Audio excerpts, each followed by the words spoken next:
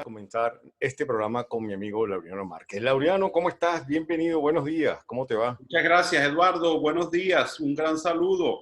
¿Cómo está todo? Pues muy bien, aquí comentándole a la audiencia nuestra que el jueves pasado escribiste, entiendo que para tal cual, un artículo que creo que le está dando la vuelta al mundo y es el antifragilismo. Sí, Es por ahí, ¿no? El tema. sí, un régimen antifragilístico. A ver, cuéntanos de qué se trata eso, porque suena a aquella canción infantil que era como una especie de trabalengua, pero que la Sí, cosa es mucho más importante y profunda, ¿no? bueno, es que el otro día casualmente, conversando con alguna gente, conocí el término este de la antifragilidad, que era un término desconocido para mí, porque es una cosa que está trabajando un escritor que se llama Nassim Nicolás Taleb. Es un señor del Líbano, libanés norteamericano. Ok. Eh, y entonces él trabaja un concepto que se llama el de la antifragilidad. Él dice que hay cosas que son frágiles. Nosotros tenemos un vaso, el vaso se cae y se rompe, por tanto el vaso es frágil. Pero aquí hay un concepto, hay ciertas cosas que no es que son muy resistentes, sino que son la adversidad les fortalece. O sea, no es que es un árbol que el viento no logró arrancar, es un árbol que cuando llega viento, el bicho se hace más fuerte, las raíces se hacen más contundentes y los frutos son mejores. Eso se llama la antifragilidad.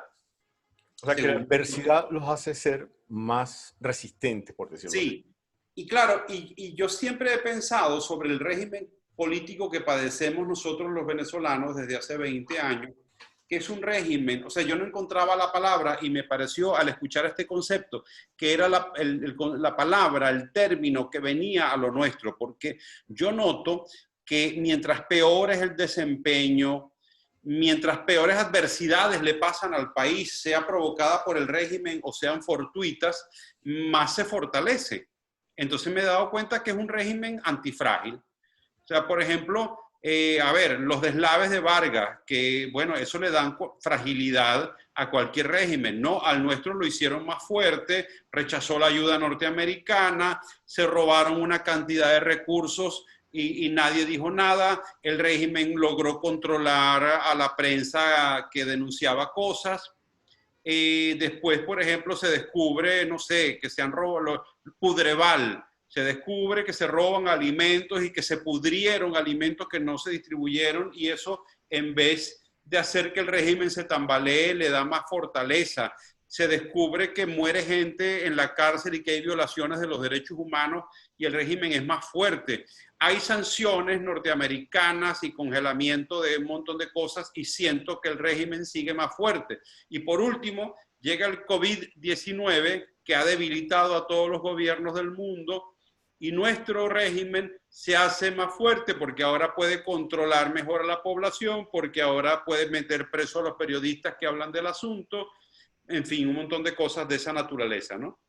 Laureano, y si a eso que tú estás comentando le sumamos que de verdad, el sistema, ese neocomunismo, neosocialismo al estilo cubano, chavista, madurista, ellos le han dado una vuelta de tuerca y han logrado maquillar por muchos años, eso sí, porque tenían la botija llena de dinero, y han estado haciéndole creer al mundo o a los que lo querían creer que sí, que el socialismo funcionaba, que ese sistema que ellos estaban inventando funcionaba y que eso les permitía seguir jugando al sistema soy un dicta blando. O sea, casi que yo podría decir era una dictadura blanda. Pero en la medida que ha pasado los años y se quedaron sin dinero, a pesar de que eso los refuerza, entonces ya han decidido quitarse la careta. Entonces yo diría que para ser antifrágil tienes que ser ya dictadura dura. Sería eso. Sí, sí, absolutamente. Sí, parte del asunto es que ellos también han descubierto que no importa nada descubrirse como dictador. O sea, no importa nada. Es decir, no importa robarse unas elecciones. O sea, no hay ningún muro de contención. No hay ningún muro de contención, ni legal, ni moral, ni espiritual. Entonces, ellos van para adelante. Y bueno, a ver, si hay manifestaciones, ellos dicen, bueno, vamos a matar a dos a ver si se enteran de que no deben seguir saliendo. Ok, Recuerdo no se enteraron. aquella frase de José Vicente Rangel cuando hubo, creo que fue en el 2002, cuando salió la gente a la calle y decía, sáquenle los colectivos, que eso los asusta, ¿no? Y Sí, mandar sí, para que bajen los barrios para que se asusten sí, sí, y que sí, sí, vayan todos para su casa, ¿no? sí, sí. Sí, no, sin duda, sin duda. Ellos descubrieron un modelo que sin duda se parece mucho al modelo cubano, bueno, es una copia y se parece mucho al modelo, cuando uno lo estudia más, el modelo stalinista de Stalin en la Unión Soviética. Son gente contra la cual luchar se hace muy difícil. Tú piensas que, bueno, si, fíjate, incluso ellos llegan al punto de propiciar invasiones contra ellos mismos. Sí, eso más Porque reciente con la operación Alacrán esta, que claro, en generó, vez de frenarla, ellos la intervienen y la financian, porque saben que, o sea, eso les va a favorecer.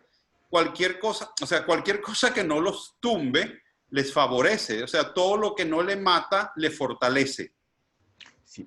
Ahora, tú tocabas también, hacías una reflexión en el artículo, de que, bueno, afortunadamente la gente en el fondo se resiste. Y en el caso venezolano, entiendo que como Venezuela vivió por muchos años yo diría que en una democracia casi imperfecta, pero que era muy buena. O sea, los mejores años de la democracia han sido del 58 hasta que llegó Chávez, ¿no? Pero a mí me preocupa que a pesar de que este antifragilismo los hace más duros, las generaciones de relevo que tienen 20 años viviendo en Venezuela no hayan podido conocer esa democracia que tú y yo sí conocimos y que eso entonces termine como de solidificar ese antifragilismo. Es verdad que las Claro, generaciones anteriores no, porque la conocimos, la hemos vivido claro, y por eso hay 7 millones de venezolanos fuera, ¿no? claro. Pero esas personas que están en Venezuela 20 años, lo único que han visto es chavismo, madurismo. El lavado de cerebro funciona en este caso. Bueno, yo no sé, Eduardo, porque yo he notado que, fíjate que los abanderados de la protesta inicial contra este régimen fueron los jóvenes universitarios que, bueno, prácticamente que habían crecido en el chavismo. Bueno, aunque en esos tiempos todavía era una generación que había conocido Sí, el sistema estaban en democrático, la transición, pues, estaban ¿no? en la transición. Pero una de las cosas que, o sea, por ejemplo, yo pensando un poco en la situación de España, una de las cosas que pasa a veces cuando un sistema puede tener fallas, etcétera, etcétera, que uno se olvida de lo que costó instaurarlo, de lo que significó la transición, por ejemplo, los venezolanos, cuando se eligió a Chávez, la gente pensó erradamente que un salto al vacío era una cosa interesante, que vamos a probar con este loco. Ah, No, sí, yo recuerdo aquella frase, es que ya no podemos estar peor, entonces déjame sí, probar con este. Decía, ¿no? sí, bueno, nosotros los venezolanos, si de algo podemos dar testimonio, es de que un país puede empeorar infinitamente. Y cuando está en el sótano 45, cuando tú crees que has llegado al fondo, resulta que se te destapan 50 fondos más para seguir cayendo. Y cuando caes esos 50 y llegas al fondo 95, que tú piensas, ahora sí que no se Ahora, puede caer, se puede, o sea, Venezuela lleva 20 años en caída. Entonces, en subsuelo. Entonces, por ejemplo, a mí me preocupa con todo esto de lo que ha pasado en España el viaje del rey Juan Carlos, es que la gente ve todo como en blanco y negro. Las cosas no son en blanco y negro. O sea, Juan Carlos quizá no es el ejemplo de moralidad cristiana más perfecta, pero tampoco es el ejemplo del ser más miserable y corrupto y despreciable, porque propició, junto con Adolfo Suárez, una transición brillante de la que es producto la España que quiere acabar con él. así es, así es. Entonces, es una cosa muy curiosa, es decir, hay posibilidades de enjuiciarlo y de cuestionarlo porque él así lo quiso. Es una cosa como un poco Pero extraña. yo diría, Laureano, que eso es un caso más donde se refuerza la idea de que la democracia siendo a lo mejor el sistema menos perfecto de convivir, tiene para sí la desventaja de que le tiene que dar la posibilidad a quienes la quieren de destruir, de que la Sí, destruya. Porque sí, si es democrático, tienen derecho a quejarse, tienen derecho a opinar, es su libertad de expresión, aunque estén conspirando contra la democracia. Y claro. esto nos pasa, ¿no? Sí, A sí. cada instante. Bueno, la democracia venezolana se desmontó con los votos. O sea, eso es una cosa que el sistema democrático, sin duda, como lo acabas de esbozar, presenta esa debilidad. La debilidad es que tú puedes democráticamente elegir una dictadura, pero después de que la eliges, ya no puedes democráticamente volver a la democracia. No, no lo permiten, no lo dejan. Entonces, claro, es una cosa que es muy peligrosa. Hitler llegó al poder por los votos y Mussolini también. Casi buena parte de los dictadores llegaron al poder por los votos. Franco hizo un referéndum en España. Es decir, Lukashenko ganó esta semana con el 80%. 80%, o sea, además, fíjate, es una cosa que tú dices, aquí hay algo que no cuadra, ¿no? Gana con el 80% y al día siguiente hay manifestaciones en todo el país en su contra. Es decir, si fuese verdad que alguien ganó con el 80%, del 20% que no votó por él, manifestará el 2%. Entonces tendrían que ser 4 gatos en las calles. Sí, pero bueno, es tan obvio que el mundo lo entiende y que yo diría que lo único que falta en estos días es que salgan los progres aquí en España a decir que no, ¿cómo que no?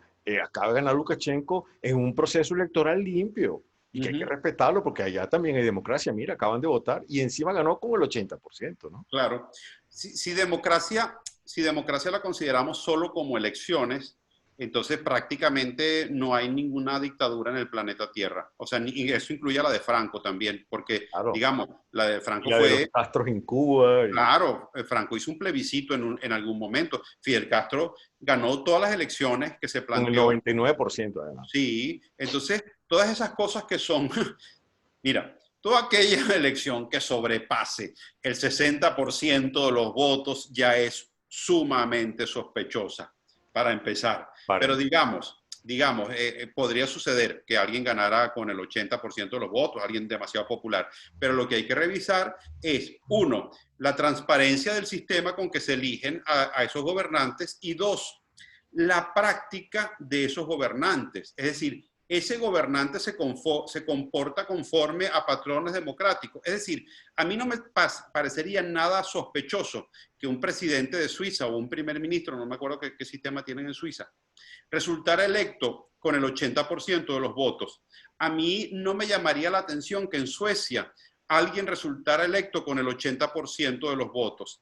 Ahora que en Venezuela, en Colombia, en estos países alguien resulta electo con el 80% de los votos, que en Cuba alguien resulta electo con el 90% de los votos, que Lukashenko, eso me parece sumamente sospechoso, sí, porque no es un país que venga de una práctica política democrática sólida, transparente y respetable. todo lo contrario, todo lo contrario. Todo lo contrario. Mira, pero volviendo a tu artículo antifragilístico o el antifrágil, si la dictadura de Maduro, la Castro, chavista, madurista, sigue la situación tan adversa, el COVID lo aprovechan, la falta de gasolina lo aprovechan, entonces, ¿qué nos queda? Porque es Uh-huh. como decir, mira, esa tesis para poder entender lo que está pasando políticamente nos pone en una posición de Sí, que, ¿y ahora qué? ¿Y la claro. esperanza qué? ¿Tenemos esperanza o no tenemos esperanza? O sea, Eh, ¿en qué eh, eh, momento salta esa esperanza? sí, Yo sé sí, que es la sí. pregunta de las 64.000 lochas, Sí, sí, y yo sí. sé que tú no tienes una bola de cristal ahí, pero bueno, tú eres el analista. No, pero es una pregunta que, como tú lo has señalado muy bien, se desprende lógicamente de la argumentación del artículo. Eh, Mira, Eduardo, yo cuando pienso en eso, en nuestra esperanza, yo me pongo a hacer más bien, más que qué es la esperanza, qué no es la esperanza. Entonces empiezo a hacer descarte, es decir, una invasión norteamericana, ok, no es la esperanza. ¿Por qué? Bueno, porque es una cosa, primero, muy complicada de que se dé, y segundo, yo no sé si estoy tan convencido de que eso sea lo más razonable para un país. Coincido contigo. Eso. Segundo, un alzamiento de las fuerzas militares pro-democráticas en Venezuela. También lo considero poco probable. Si algún militar se alza en Venezuela, va a ser para arrebatarle el poder a Maduro y construir otra forma de dictadura sin Maduro, pero es muy poco probable que alguien haga un trabajo de dar un golpe militar para después llamar a los civiles y decirle, chicos, aquí está, hagan lo que tengan que Elecciones hacer. libres y venga que yo voy a hacer la Sí, transición. eso me parece, o sea, el poder tiene una particularidad que es difícil de abandonar el poder. Entonces, tiene ese rasgo. Entonces, bueno, esa es otra cosa que me parece que hay que tener en consideración. Otro punto, la protesta en la calle. Bueno, sin duda alguna eso debilita al régimen y nosotros hemos hecho cualquier cantidad de protestas en Mira, yo Venezuela. estoy seguro que tú gastaste suela de zapato muchísima Sí, en todas esas manifestaciones. mucho, mucho, Yo mucho. menos porque yo me vine en el 2002, pero también me tocó caminar. Yo recuerdo caminar Claro, por la nosotros autopista en las estuvimos en un protestas. montón de cosas y asumiendo riesgos y tragando gases. Entonces, bueno, esa como que tampoco es la vía porque ellos tienen un control del terror sobre eso. Cuando yo me pongo a pensar, lo que me viene a la cabeza últimamente, y es lo único, y tampoco sé cómo se hace, porque no lo sé, es lo que tiene que ver con un trabajo que hizo un francés en el 1600, un amigo de Montaigne que se llamaba Etienne de la Boétie, que el trabajo se llama Contra el Uno o de la servidumbre voluntaria, que dice que ningún régimen puede sostenerse cuando la gente dice no, cuando la totalidad de la gente dice no. Esto no es, vamos todos a salir a marchar un mismo día. Esto no es, vamos a salir a las calles y nos quedamos en las calles hasta que el gobierno caiga. No, esto es una cosa más compleja. Es la elaboración de una desobediencia civil sistemática y organizada que además nos va a representar demasiado sacrificio. Es una cosa que casi que yo la veo como utópica, pero entiendo que es quizá lo que podría hacer que un régimen de esta naturaleza colapsara de alguna manera. Pues creo que no la tenemos fácil, Laureano, No, no, porque no, no el, la el tenemos. antifragilismo, creo Sí, que, como bien decías tú en el artículo, los ha consolidado. Y además de eso, bueno, sí, habría que agregar, ya no disimulan, ya claro. somos dictadura dura y ya no disimulamos más. Ya. Pero además, Eduardo, Venezuela también es un país, como tú sabes, donde hay muchos elementos que forman parte del azar. Nuestra historia, hay cosas que el azar las ha torcido. Es decir, cuando Diógenes Escalante perdió la razón, esa pérdida de la razón azarosa de Diógenes Escalante torció el rumbo de nuestra historia y vino el golpe contra Medina, etcétera, etcétera. Y así han pasado cosas en nuestra historia. O sea, cuando Chávez habló en vivo y no un mensaje grabado como era lo que se tenía que hacer, ahí se torció el rumbo de nuestra historia por un hecho casual. Si eso no hubiese sucedido, probablemente no hubiese sucedido una cadena de acontecimientos, pero esto es futurología del pasado. Lo que yo Muy pienso es bueno.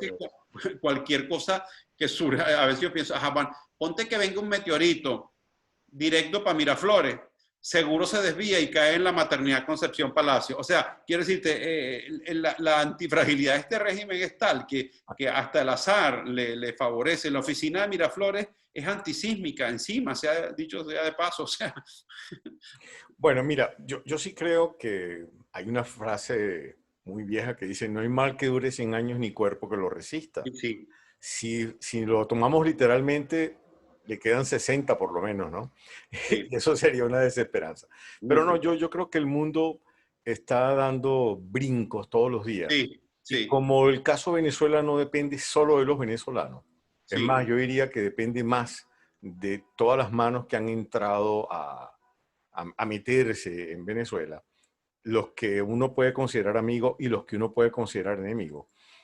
Yo creo que todo eso va a hacer que sí, que la esperanza de que haya un revolcón en el mundo Sí, termine favoreciéndonos y terminemos también saliendo nosotros de esta tragedia que está viviendo Venezuela, ¿no? sin duda, Eduardo. Ahí es donde podríamos apostar a la esperanza. Primero, este régimen se ha asociado con todo lo nefasto del planeta. Terrorismo, narcotráfico, guerrilla. Es decir, cualquier persona, organización e institución indeseable tiene alianza con Venezuela en este momento. Y eso es una amenaza global. Es decir, que Venezuela sea un paraíso del terrorismo islámico, de un montón de cosas, eso puede tener consecuencias muy graves y poner al mundo, o sea, el mundo me imagino que generará un mecanismo de defensa. Por otro lado, por otro lado, hay otras razones incluso. Yo pienso que la gente en Venezuela, o sea, nosotros, y es una razón para mí siempre esperanzadora, nosotros tenemos un pueblo de gente preparada, capaz, inteligente y buena. Y ese también es el país. O sea, el país no es solamente los oligarcas que lo controlan. El país es una confluencia espiritual de voluntades que está y que existe y que se está preparando. La apuesta que hago es al futuro, a la reconstrucción, a la gente que se está preparando para la reconstrucción. No sé cómo va a venir la reconstrucción, no sé qué la va a detonar, pero esa reconstrucción se va a producir y este régimen de Venezuela se va a acabar y el de Cuba también se va a acabar y la Unión Soviética, el de Putin algún día también dejará de estar porque los rusos tampoco han conocido la democracia en su historia. No, lamentablemente no. Entonces, claro, los pueblos que no conocen la democracia tienen todavía peor situación que la nuestra. Cuba no ha conocido la democracia nunca, Rusia tampoco, pero nosotros sí la conocimos y sabemos que la democracia con todas sus imperfecciones es perfectible y eso nos da ánimo y fuerza. Entonces yo sí creo que hay que buscar formas para hacer de este régimen antifrágil un régimen frágil. Hay cosas que lo están haciendo, las sanciones, mira, a ellos tocarles el capital es una de las cosas que más les duele porque esto es una banda de atracadores de un país. Sí. Entonces, mira, si hay una enfermera de Chávez que tiene 70 lingotes de oro, bueno, hay que imposibilitar que esos 70 lingotes de oro se gasten y se cambien y se vendan en el mercado del oro. Y los 4.000 millones de dólares que se choreó y lo que se choreó el otro señor Andrade y todos los ultra super choros que la tengan difícil, eso ayuda mucho. Que Alex Saab sea extraditado a los Estados Unidos y se le abra un juicio. Eso es una ayuda. Entonces son todos pequeños elementos que le van dando fragilidad a este antifrágil. Y yo le sumaría, Laureano, y lo que podemos hacer los 7 millones de venezolanos que estamos fuera, con Sin ganas de duda. volver, y que Sí. desde aquí, esta tribuna, esta conversación que estamos teniendo tú y yo, de alguna Sí. manera puede servir para aclararle al mundo tan compleja la situación que se vive en Venezuela. La gente, uno en la calle, te preguntan, pero ¿cómo pasó? Es que no, tendría que dedicarme no sé cuántas horas para explicarte paso a paso Es qué una es lo que está sensación que nos pasando, invade a por los qué pasa venezolanos. eso en Venezuela. Sí. Sí. Mira, yo en estos días es que a nosotros mismos, los que lo hemos vivido intensamente, como tu caso o el mío, a veces, el otro día yo estaba viendo el documental de La peste del siglo XXI, dirigido por este joven y talentoso poeta venezolano, no me acuerdo ahorita el nombre de él. Bueno, Bueno, pero que nos queda un minuto, que nos queda un minuto. Bueno, el documental se llama, entonces claro, cuando yo estaba viendo el documental, La peste del siglo XXI, yo dije, Dios mío, yo me había olvidado de la mitad de las cosas horribles que ha hecho este Ya régimen. había vivido ya. Sí, Sí. definitivamente. Oye, Laureano, los últimos minutos. Te estás presentando en Ecléctico en Sí. Caletilla, ¿no? Ecléctico es un sitio que queda aquí en Caletilla, un sitio muy simpático, muy ecléctico él, y ahí estamos haciendo los días viernes en la tardecita, como a las 7, una tarde de humor y de reflexión sobre el humor y de esto, de conversar con la gente directamente y de hablar del humor y de tratar de reír un poquito para recuperar ese sentido tan importante de orientación que tiene el ser humano, que es el sentido de la risa. Laureano, agradecerte muchísimo el contacto y nada, volveremos seguramente a tener alguna conversación como esta, producto de esos sesudos y tan buenos artículos que tú escribes. Muchas gracias. Un abrazo, Eduardo, a todos tus escuchas y también para ti. Gracias, Laureano. La verdad es que es un placer. Igual.